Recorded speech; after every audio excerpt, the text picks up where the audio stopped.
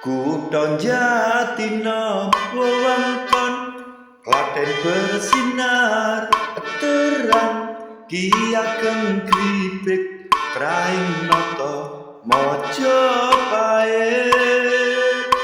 siar dakwah lan lenggah ing jati enom murwakani ategen kutha Jatinegara sasine sapar pengetan grebeg saparan yo tindak sodako apem tondo syukur kang kuwasa niki apem afwan dadi pengampunan ya kawiyu ya Allah paring kekuatan sami pakulan tetukon ing dina legi pasarane pasar sapi wedhus manuk pitik lan liya-liyane tuku janganan wowoan bumbu dapur sawarnane pasaran gabus sepiro butuhe aku lan kowe kelingan nalika isih pacaran ning saparan ora-ora plampean sing disuwun sak kabeh Jatinegara kiwa tengene tansah rejo raharjo selawase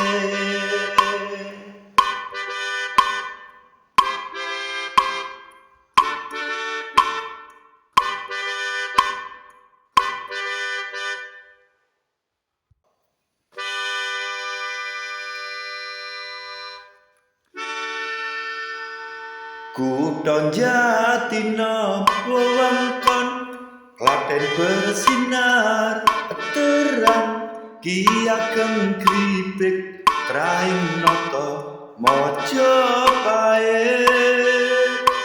siar dakwah lan lenggah ing jati enom murwakani ategen kutha Jatinegara sasine sapar pengetan grebeg saparan yo tindak sodako apem tondo syukur kang kuwasa niki apem afwan dadi pengampunan ya kawiyu ya Allah paring kekuatan tokone pepak jejer-jejer pasar bonyoan klithiane kulinere esok awan wengi murah enak rasane menyang unggul jolok tundo susuan ukon getaren kutha apem Jatinom sebutane aku lan kowe kelingan nalika isih pacaran ning saparan ora-ora plampean sing disuwun sak kabeh Jatinegara kiwa tengene tansah rejo raharjo selawase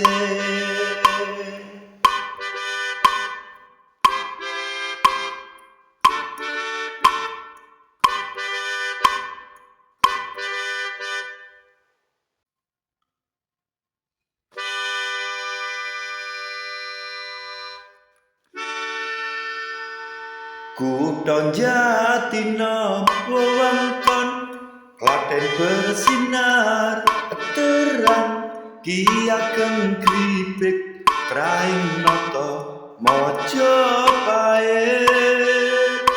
siar dakwah lan lenggah ing jati enom murwakani ategen kutha Jatinom sasine sapar pengetan grebeg saparan yo tindak sedekah apem tondo syukur kang kuwasa niki apem afwan dadi pengampunan ya kowi. Selamat siang, ini arus dari Klaten ke Boyolali. Dari Boyolali ke Klaten, sementara situasi ramai lancar, tetap jalan mengalir karena ini situasi, mohon maaf, ini sudah bakaran lagi, tetap lancar. Yang penting kita tegas selalu melaksanakan tugas dengan baik. Yang penting semua bisa lancar, tetap sabar. Kita cari nggak sabar dari alternatif yang lain. Oke. Ya, terima kasih. Ya. Semangat, salam sehat.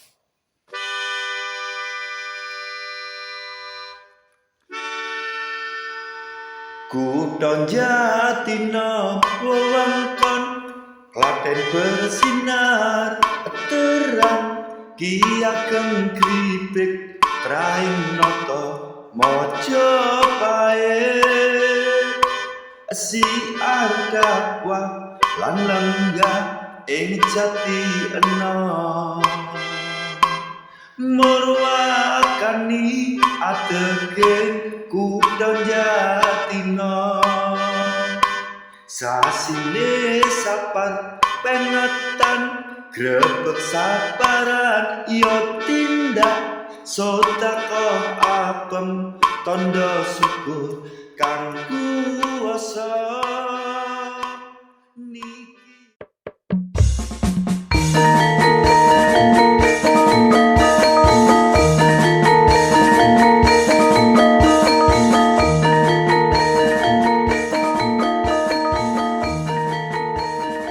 Ki Ageng Gripik adalah seorang waliullah di tanah Jawa yang menyebarkan agama Islam. Geostrategi dan politik Islam telah memainkan peranannya secara global dengan banyaknya ulama yang datang dari berbagai negara. Muslim Ahlul Bait, Hadramaut, Samarkand, Tionghoa, Asmat Khan, Champa, Mesir, Persia, Gujarat, India, Maroko, atau Muslim Asia Tengah dan Barat dalam definisi kebudayaan pan-Islam dunia. Syiar dan dakwah yang dilakukan selanjutnya membangun semacam kedatuan yang mempunyai otoritas kekuasaan lokal di berbagai tempat untuk menyebarkan agama Islam dari poros pan-Muslim pesisir utara Jawa. Ki Ageng Gripik Jatinom dalam syiar dari era ke era dengan manajemen dakwah atau majelis dakwah perwalian, selanjutnya sebagai cikal bakal terbentuknya kelembagaan pendidikan Islam, seperti lahirnya pondok pesantren. Pelopor sekolah agama Islam atau pondok pesantren dimulai oleh Kedatuan Giri atau Giri Kedaton di Gresik. Posisi Ki Ageng Gripik semacam Giri Kedaton lokal yang tersebar di banyak daerah seperti Sunan Bayat, Makam Aulia Gunung Pring di Magelang, dan sebagainya. Syiar dan dakwah Islam di Jatinom Klaten yang dilakukan oleh para waliullah yang saat ini disebut dengan tokoh sentralnya Ki Ageng Gripik sudah dimulai dari masa ke masa pemerintahan, yaitu masa Majapahit akhir, Demak Pajang, Mataram Islam, dan VOC. Artinya ada estafet kepemimpinan atau imam di Jatinom disebut dengan Ki Ageng Gripik 1, 2, 3, 4, dan seterusnya, meski tidak ada catatan sejarahnya. Timbul pertanyaan, siapakah Ki Ageng Gripik Jatinom? Bagaimana proyeksinya atas penataan Jawa pedalaman oleh hegemoni bekas wilayah Pikatan atau Kerajaan Mataram kuno? Tersambungkah nasabnya dengan penguasa akhir Medang Kamulan, Brawijaya kelima, bahkan Brawijaya ke-1? Ataukah murni dari nasab kebudayaan pan-muslim dunia sebagai utusan? Apa hubungannya Ki Ageng Gribik dengan kerajaan Daulat Nubil Mataram Sultan Agung? Dan bagaimana nama Ki Ageng Gribik bisa ada di beberapa daerah? Ki Ageng Gribik berkedudukan di beberapa tempat berdasarkan peninggalan situs arkeologis berupa makam, masjid, ataupun kompleks. Juga literasi tulisan, tradisi kultural, dan nama-nama toponimi, serta spekulasi sejarah, dalam artian bukti primer dan sekunder. Ki Ageng Gribik Jatinom berada di Kelurahan Jatinom atau Jatinom Raya, Kelurahan Jatinom, Desa Kerajaan, Desa Bonyoan, Kecamatan Jatinom, Kabupaten Klaten, Jawa Tengah. Saat ini berupa makam atau disebut dengan living monument, bangunan hidup. Kemudian ada lagi Ki Ageng Gribik yang ada di Malang, Jawa Timur. Kemudian Ki Ageng Wonolelo di Dusun Pondok Wonolelo, Widodo Martani, Sleman. Juga makam Syekh Maulana Maghribi yang berada di Kompleks Keraton Kanoman, Jalan Astana Garib, Pekalipan, Kota Cirebon, Jawa Barat.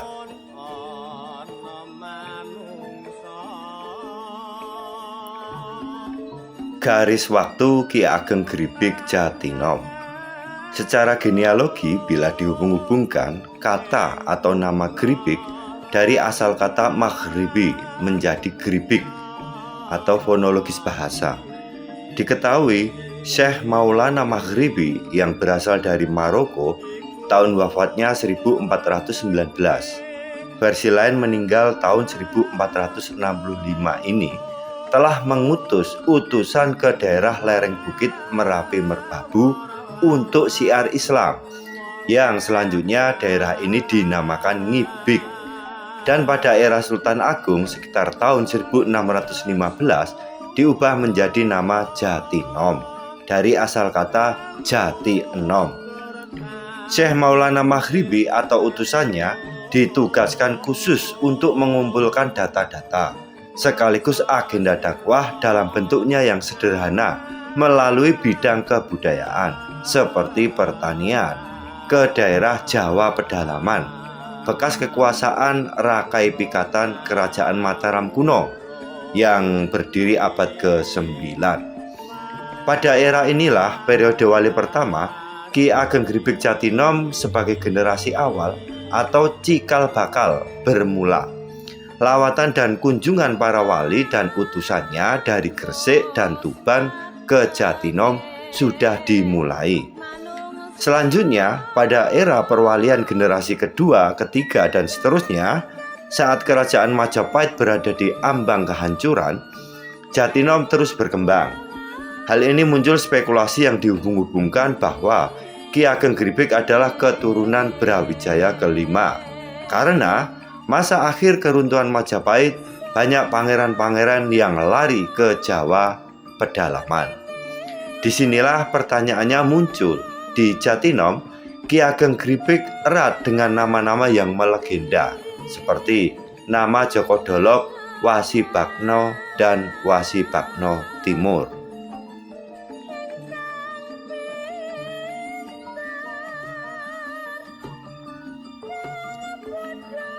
Silsilah Ki Ageng Gribik Jatinom periode 2, keturunan kelima Brawijaya.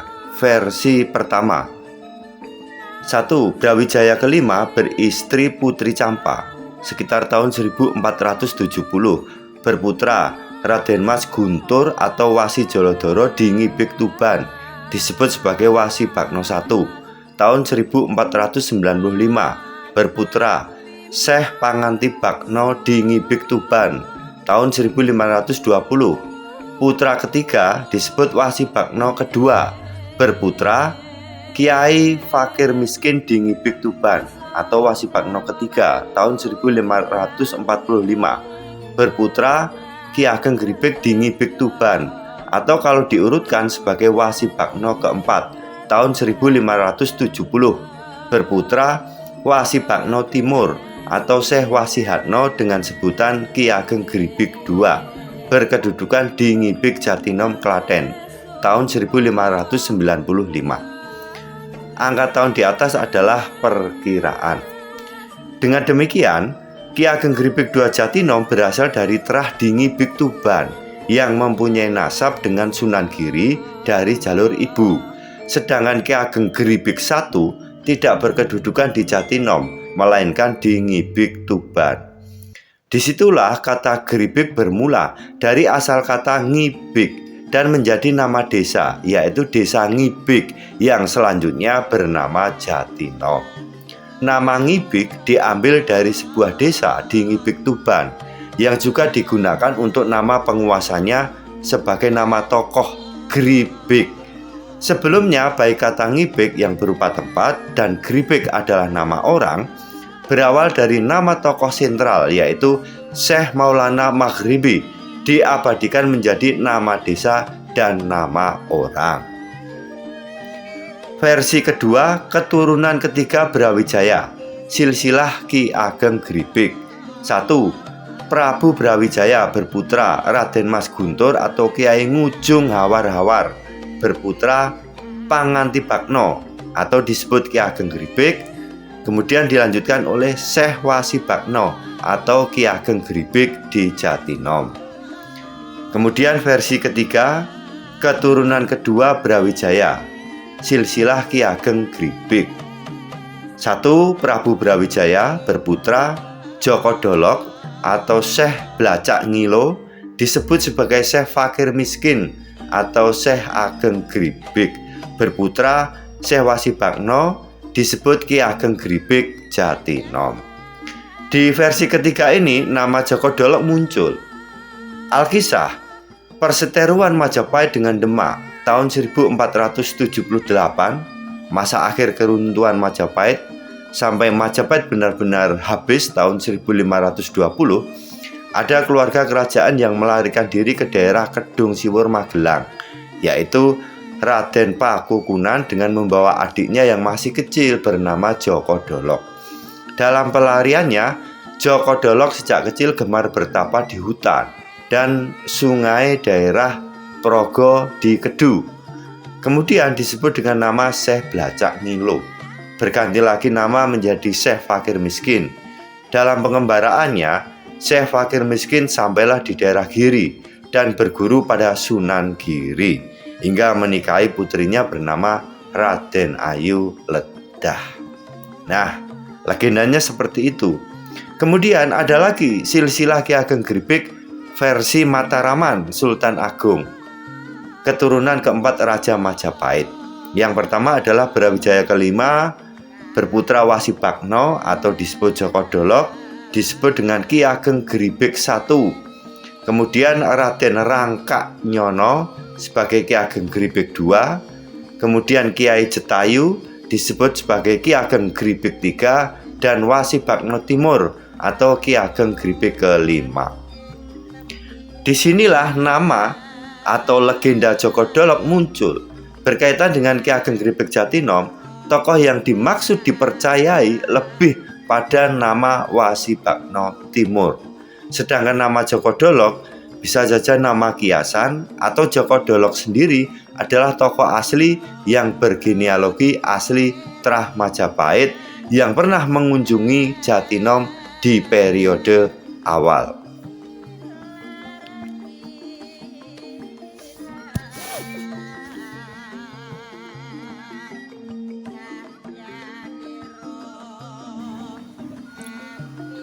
Hubungan Ki Ageng Gribik dengan Sultan Agung Mataram dan Palembang.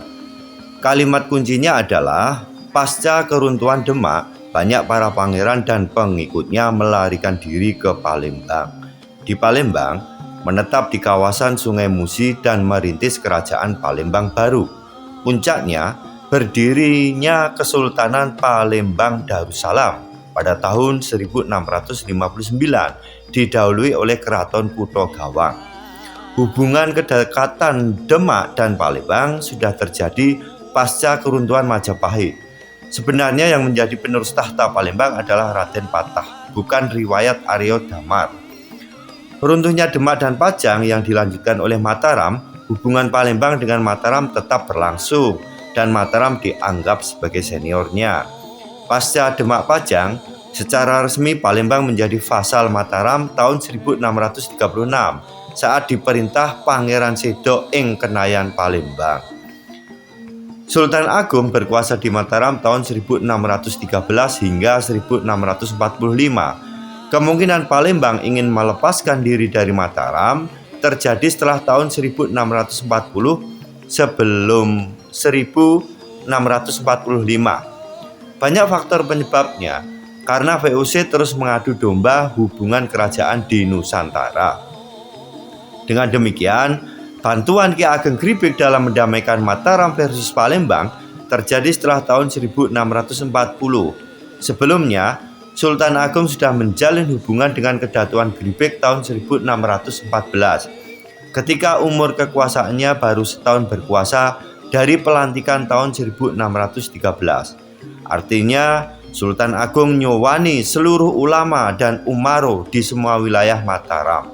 Terlebih secara geografis, jarak Jatinom dengan Kerta, Pajang, Pengging tidak terlampau jauh.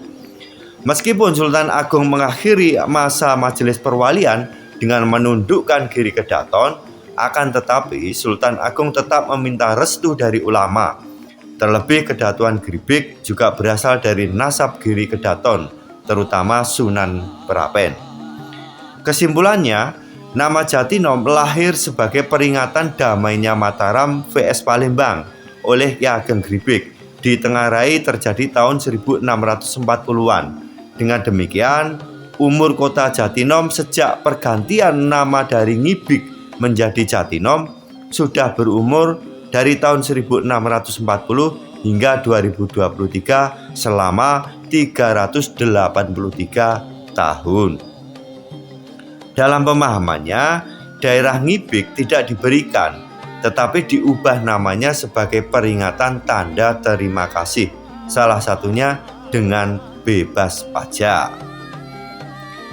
Dari pengumpulan data di atas, kesimpulannya dapat dianalisa untuk menuju pada kesimpulan. Sumber primer dan sekunder dengan tidak mengesampingkan analisis mitologi, termasuk legenda, mitos, cerita, dan sebagainya. Sejarah memang tidak bisa dibuktikan nyata, namun akan mendekati kebenaran bila terdapati alur yang masuk akal.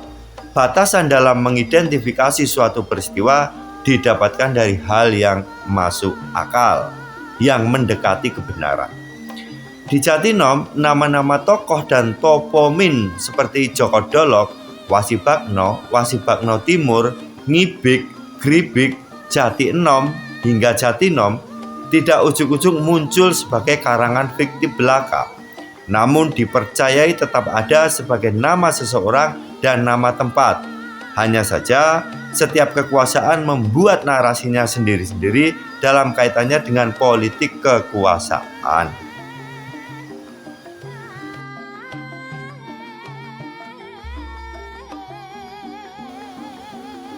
Bila disederhanakan, Kedatuan Al-Maghribi Ngibik atau Ki Ageng Gripik Jatinom menjadi susunan seperti di bawah ini, versi penulis.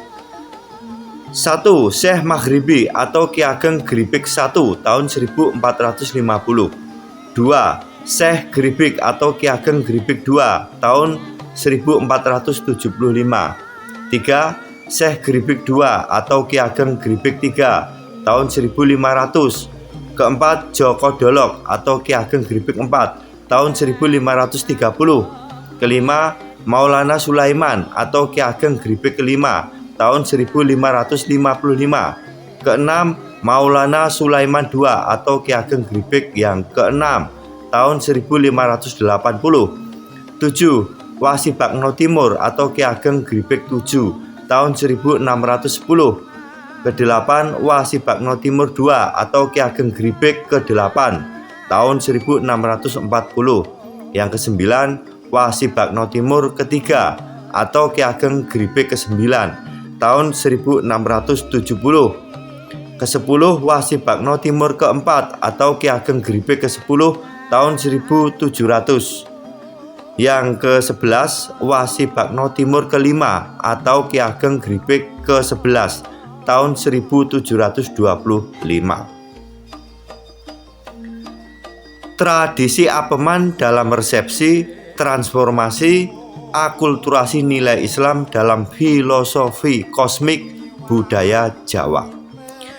Ratu Suci Tataning Jagat merupakan tahun Sengkalan 1541 atau 1619 Masehi, atau juga ada sumber yang menuliskan tahun 1511 Saka. Jika 1511 ditambah 78, selisih Saka dan Masehi berarti menjadi tahun 1589 Masehi. Tahun tersebut era Panembahan Senopati. Sedangkan Sultan Agung mulai tahun 1613 hingga 1645. Harusnya 1541 Saka menjadi 1619 Masehi. Berarti pembuat teks tahun Sengkalan Ratu Suci Tataning Jagat 1511 Teledor. Dan mungkin tulisan tersebut baru dibuat saat zaman Kartosuro maupun zaman Surakarta.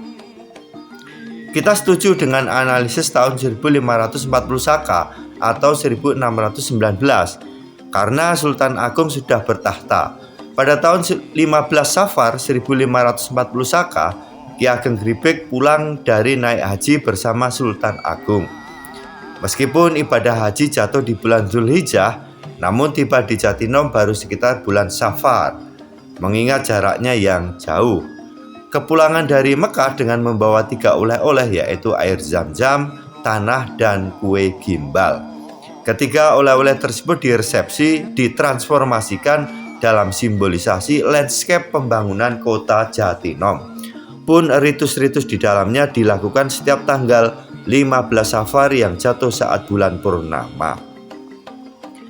Ki Ageng Gripik dekat dengan Sultan Agung, berpengaruh pada pemikiran Ala Mataraman yang ahli dalam filosofi dan simbolisasi agama. Ki Ageng Gripik membangun oro-oro Tarwiyah dan Yaqowiyu disimbolkan dengan tanah yang diambil di Padang Arafah.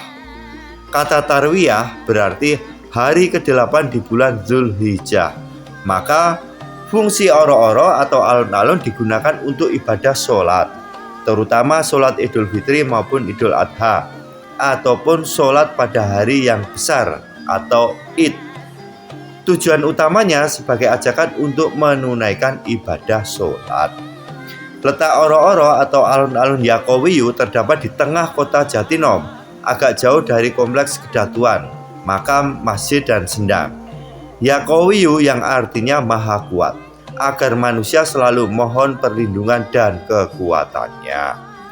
Air zam-zam yang sangat berarti bagi kehidupan disimbolkan dengan adanya sendang suran, sur-suran di sekitar sungai Pelampean atau Kelampean atau oro-oro tadi. Sejak Ki Ageng Gripik periode pertama, fungsi air sangatlah penting. Maka dipilihnya kompleks Kedatuan yang berada di pinggir sungai dan terdapat sendang atau mata air.